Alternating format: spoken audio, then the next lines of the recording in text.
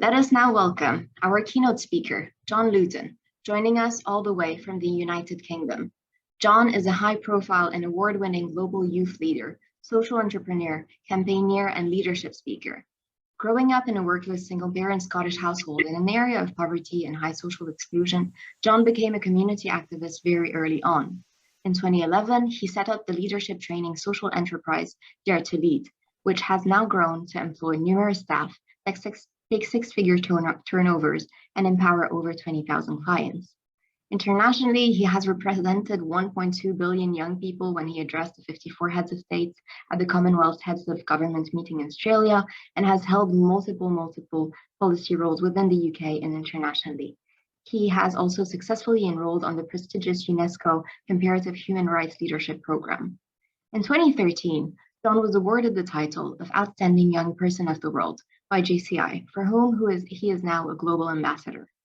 In the midst of COVID-19, John also received a British Empire Medal in the Queen's Birthday Honours list for his work working to support young people and vulnerable families with food supplies during the lockdown.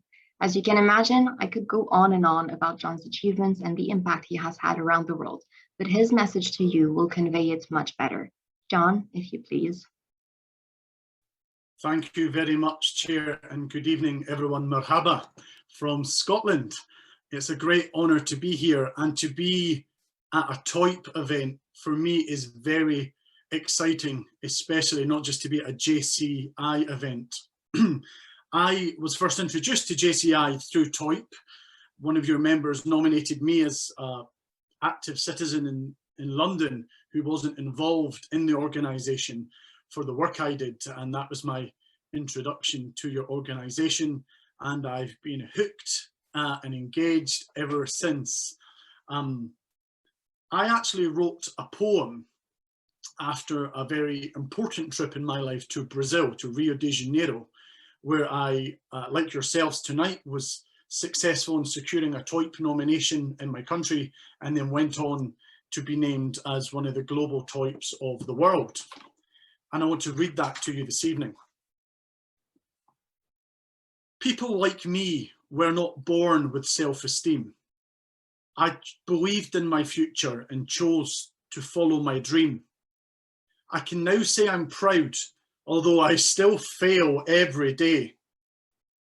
I'm weak, but I stay determined and work hard to reach my own peak.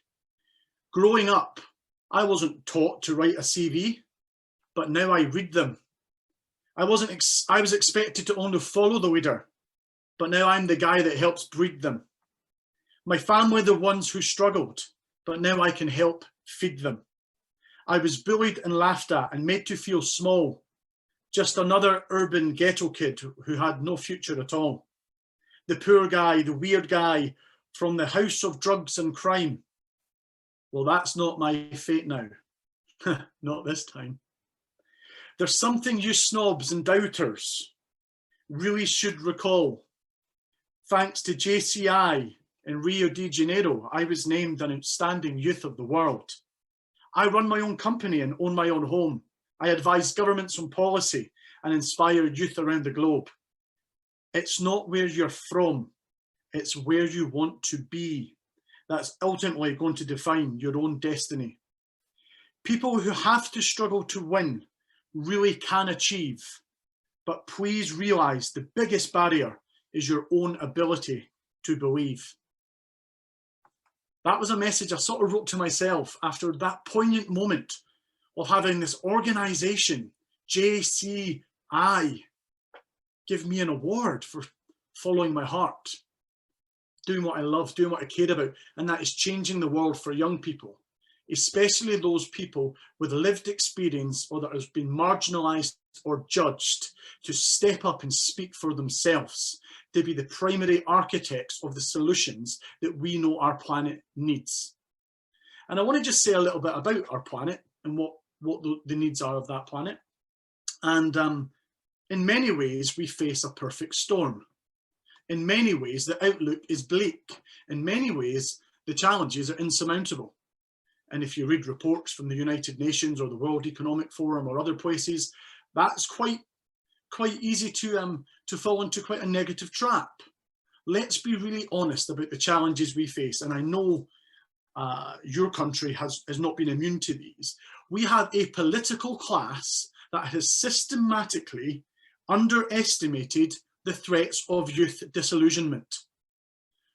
That's not my words, that is the words from the Global Risk Report from the World Economic Forum. Whether it's looking at pan-country or nationwide, to listen to the expectations of our generation and to ignore them is one of the greatest faux pas I believe the global power holders today could indulge in. If we look at what is happening with the promise of the market, the promise of the business community, of the employment world to young people, it is an experiment that is on the risk of failing. Yes, we've seen the huge breakthroughs in technology and industry, but what about the digital divide of those young people and those people not at the vanguard of tech? What about those people who are having their low-skilled but critical jobs displaced by a tsunami of machinery replacing them, and we're not putting in place the youth-based skills and industries critical to be able to support the youth labour market to respond to that? We know that the traditional power holders consistently fail to put at heart and centre the priorities of the ecological challenge that we face to solve the problems that will hit the poorest earliest and will hit the youngest longest. This is about generational justice. We want to talk about the fact that we know economic fragility is growing.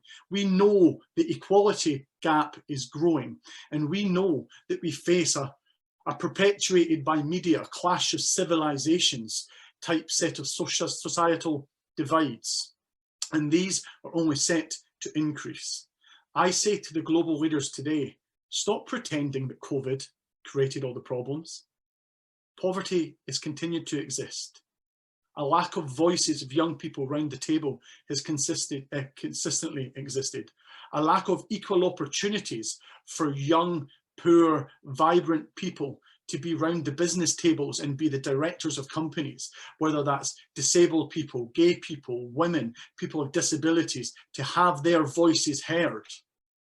It's not okay that statistics still show the furthest away you get from being a Western white straight man, the more difficult it is to succeed in this planet. Where's the promise for youth? We should be ashamed of ourselves. And today I was thinking, what's the connection with Scotland and Lebanon? And the truthful answer is I had no idea, other than it's a beautiful place that I'm desperate to visit. So I researched on a popular search engine, Scotland and Lebanon connections, and decided to ignore all the intellectual pieces of historic and cultural connection. But I found an article by a young Lebanese woman that read, heading, "What happens when 7 Lebanese land in Scotland?" The story of me and my 6 friends on holiday. And I'm speaking as a young Lebanese woman, so you'll have to use your imagination here. Thank you. Well, first, there's lots of drinking. Then comes the bonding, and the eating, and the yelling, and the dancing. And the Scots seem to have some more drinking. It's a great place. And we ended up in a magical area called Aberfeldy. We were taken there to discover the home of true Scotch whisky, to a distillery called Dewar's. Now, Dewar's is a famous whisky distillery here, implemented by a famous entrepreneur from Scotland, a man called Thomas Dewar. And I say that not only as a cheap excuse to connect our countries and to reference whisky, but to reference Thomas Dewar, who has 2 very powerful quotes that I find very motivating for me. And it's a message of openness to the world. And for me, it's the spirit of young people today and our youth leadership mantra. And Thomas Dewar said, "Minds are like parachutes that only function if you open them." So we face this perfect storm, this doom and gloom story. How do we open our minds? How do we deal with the insurmountable challenges? I've lost friends to terrorism. I've lost friends to political differences. I've lost friends to mental health-based problems, to drugs and economic challenges in my family and wider. We don't need to ruminate too much on the woes of inequality, but what are we going to do to solve it?